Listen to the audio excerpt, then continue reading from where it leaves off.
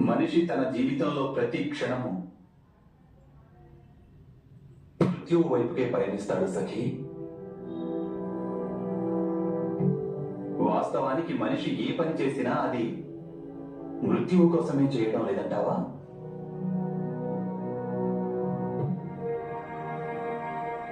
వసంతంలో చిగురించేటటువంటి ప్రతి ఒక్క పత్రము మళ్ళీ శిశిరంలో రాలేందుకే చిగురించడం లేదా?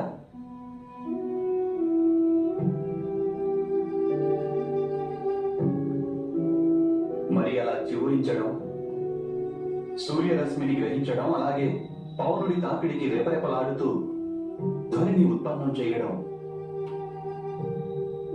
ఇవన్నీ వ్యర్థమేనా?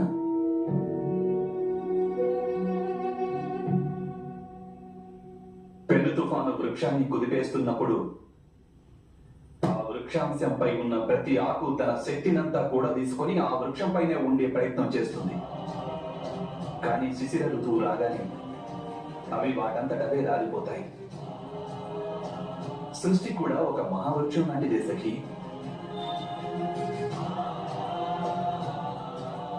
అలాగే ప్రతి మనిషి, పశుపక్షాదులు ఈ వృక్షంపై జన్మించి పెరిగి రాలిపోయే ఆకులే.